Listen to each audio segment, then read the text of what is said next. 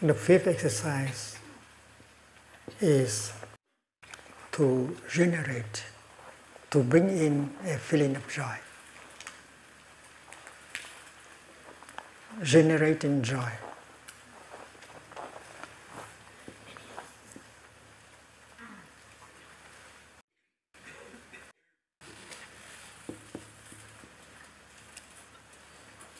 The sixth is generating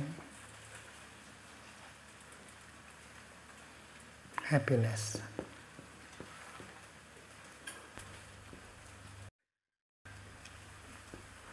The seventh is to recognize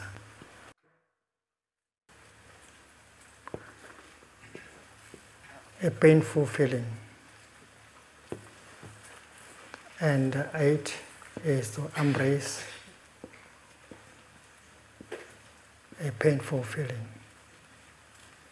So we are now in the domain, in the realm of feelings. And the four exercises are to help us to handle our feelings. Of course, there are painful feelings, there are painful emotions. And we as practitioners, we should learn how to handle a painful feeling. If we don't know how to handle a painful feeling, we are not a good practitioner yet. If there is a strong emotion, painful emotion, we should know how to handle that emotion, like fear, anger, despair. And this can be done with the practice of mindful breathing.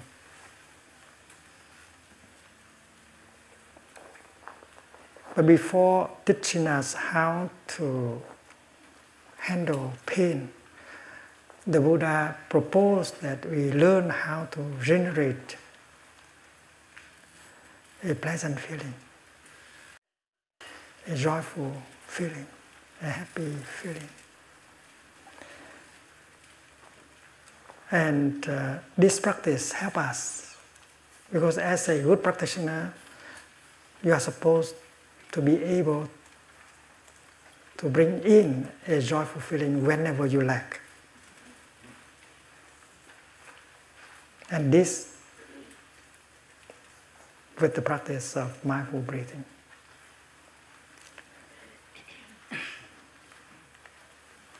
When we focus our attention on our in-breath and breathe in, we bring our mind home to our body. And we establish ourselves in the here and the now. And in the here and the now, we may recognize the many conditions of happiness that are already available. These conditions of happiness are in us and around us, more than enough for us to be joyful and happy. In fact, we are very lucky. We still have many conditions of joy and happiness available. But because we get lost in the past and the future, in our worries and our fear, that is why we do not recognize them. We believe that it is impossible to be happy now. We have to go to the future and look for some more conditions of happiness. That's the way we think. But the Buddha said very clearly that if you go home to the here and the now, you recognize that conditions for your happiness are plenty already. And you can be happy right here and right now. And that is the teaching called Drishta Dharma Sukha Vihara, living happily in the present moment.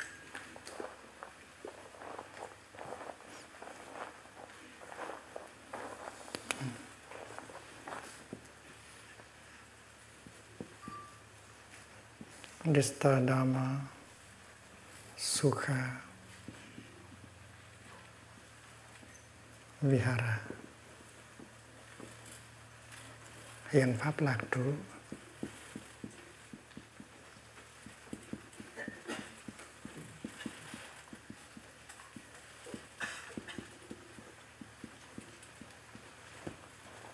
Vihara means dwelling, living. Sukha, happiness. Drishtadhamma, present moment. You can dwell, you can live happily right in the present moment. This expression, Drishtadhamma Sukha Vihara, is found 4 times in a discourse that the Buddha gave to a group of businessmen. You know that at the time of Buddha there was a very well-known businessman whose name is Anattapinika. He is very appreciated by the people in his country, the country of Shravasti, because he devotes a lot of his time and money to help the poor, the lonely people in the city. And that is why people in the city of Shravasti gave him that beautiful name, Anattapinika, the one who takes care of the destitute people, of the lonely people, orphans, widows, and so on. His real name is Sudatta.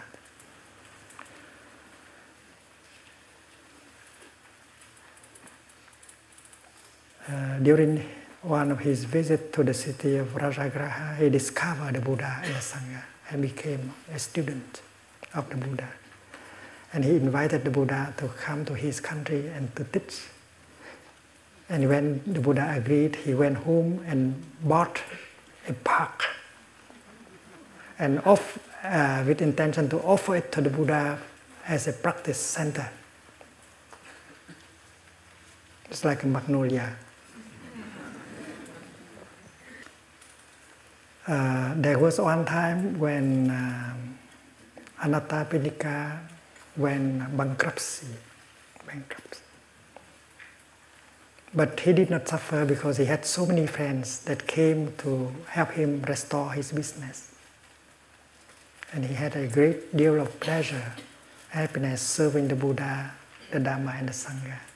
So one day he brought many hundreds of his colleagues, all businessmen, to come to the Buddha, and the Buddha gave them that discourse. And in that discourse, the expression living happily in the here and the now was repeated 5 times. I think the Buddha knew that businessmen think a little bit too much about the future, about their success. They don't have enough time to enjoy the here and the now. They overlook the present moment. They think they need more success in order to be happy. And therefore, he gave that discourse. Gentlemen, you can be happy right here and right now. And with the practice of mindfulness, you can go home to the here and the now and recognize the fact that you are very lucky. You have more than enough condition to be happy. Today is a French song, Qu'est-ce qu'on attend pour être heureux? Why do you have to wait? You can be happy right now. And every time we have a retreat, for French-speaking people, you always sing that song. So if we take a piece of paper and write down the conditions of happiness that we already have, we will find out that 1 page is not enough. 2 pages are not enough. 3 pages are not enough. We have a lot of conditions of happiness, beginning with our eyes. Since we have eyes still in good condition, the paradise of forms and colors is available. We just sit on the grass and enjoy the paradise. Why do we have to run into the future looking for more conditions of happiness? We have more than enough. And that is why to generate a feeling of joy, to generate a feeling of happiness is always possible at any time. And a good practitioner, by going home to the here and the now, can recognize the many conditions of happiness. And she can be happy all day long and make the people happy all day long also.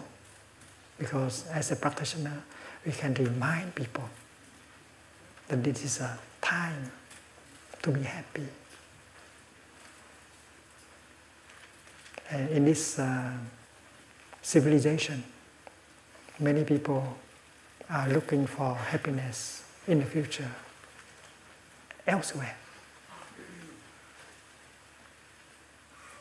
And that is why this practice will help our society.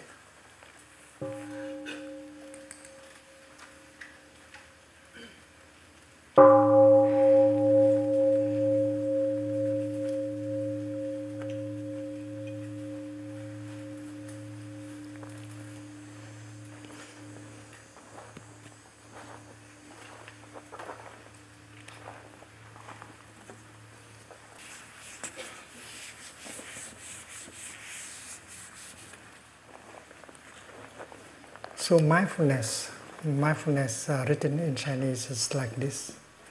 This is the present moment, Kim. And this is the mind. Present moment, mind. The mind going home to the present moment means mindfulness. Smriti. In Sanskrit, in Sati, in Pali. And mindfulness is the kind of energy that helps us to go home to the here and now and recognize conditions of joy and happiness that are available.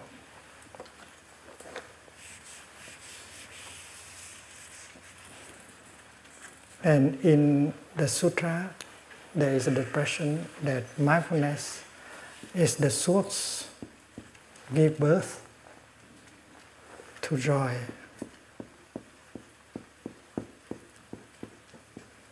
And to happiness, niệm sinh hỷ lạc.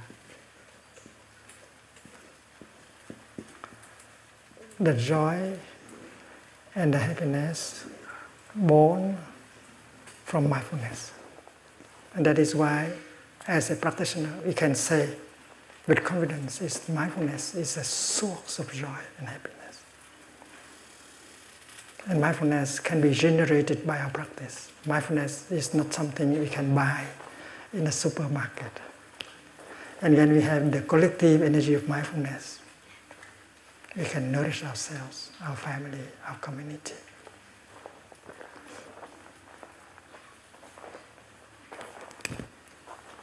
There is another factor that can bring happiness and joy, that is concentration.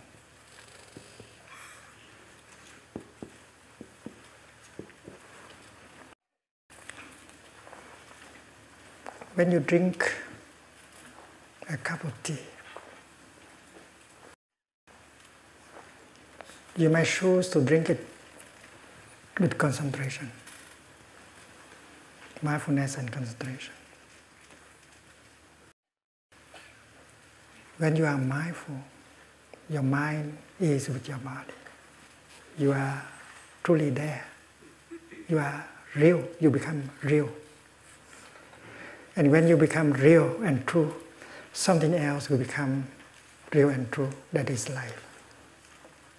Otherwise, life will be only a ghost, a phantom. And you are a phantom if your mind is not with your body. If you are real and life become real. So the cup of tea, part of life, become real. And you drink your tea in concentration. And you appreciate the tea. You enjoy the tea. If you are not concentrated, if you look at the television, if you listen to the music, and then the tea is lost. So concentration can be an element, a condition of happiness. And when we practice walking meditation, if you are really concentrated on every step, we touch the kingdom of God with every step, and happiness becomes possible. So mindfulness and concentration are the two sources of happiness. And we can afford to draw from happiness from these sources. And we can generate the energy of mindfulness and concentration with our practice of mindful breathing, mindful walking. The Buddha recommends another method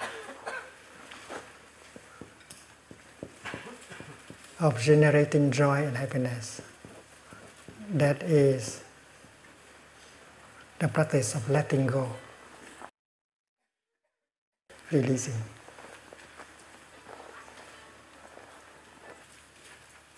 There are things that we used to see as essential to our happiness, to our well-being, to our security. We cannot let them go. And maybe they are obstacle for our happiness.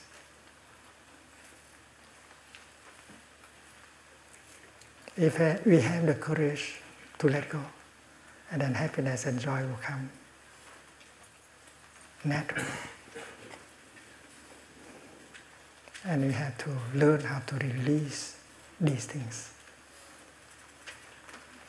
And you may like to take a piece of paper and write down these, the things that you can let go. One time the Buddha was sitting with his monks having lunch together, and a farmer came by, very unhappy. He asked, "Monks, did you see my cows passing over here?" And the Buddha said, "What cows?" "I have 3 cows. And I don't know why this morning they have all run away. And I have 2 acres of sesame seed, and this year the insect ate them all. Dear Venerable, I think I am going to kill myself. I have nothing left." The Buddha said, "Dear friend, we have not seen your cows crossing over here. Maybe you should go and look for them on the other direction." And when the farmer is gone, the Buddha turned to his monks and smiled. And he said, "Dear friends, you are very lucky because you don't have any cow to lose."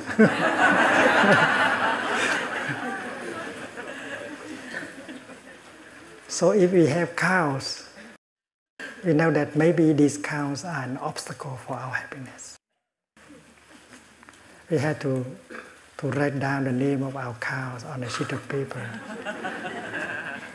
and see whether we can release them or not.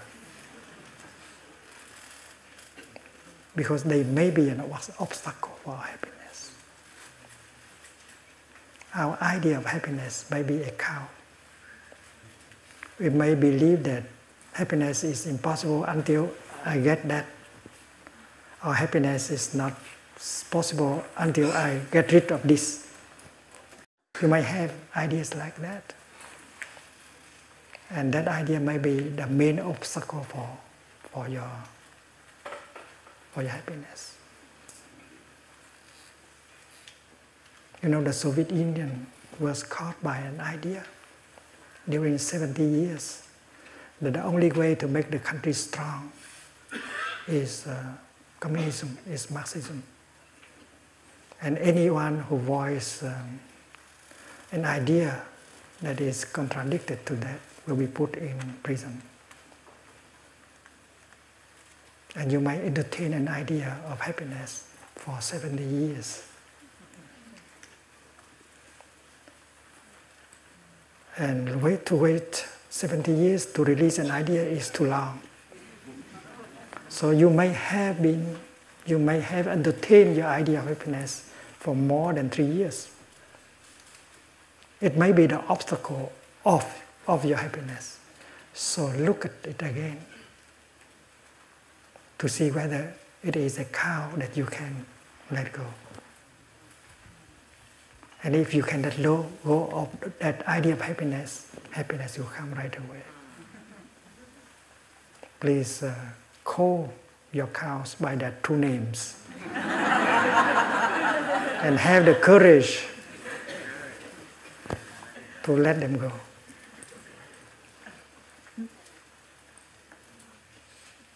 So letting go is a good practice. It's not because we acquire more and more that we can be happy. It is by letting go that we become happier and happier. Living in a crowded and polluted city with 10 million people, you suffer because of the noise, of the dust, of the pollution. But you don't have the courage to get out of the city for a weekend, to go to the countryside. Because you think that you have so many important things to do. But if you can get out of the city, and then after 1 hour you come in touch with the rolling hills, the full moon, the blue sky, the beach, the river, and your happiness, the happiness you are experiencing now, is due to the fact that you have had the courage to leave the city behind.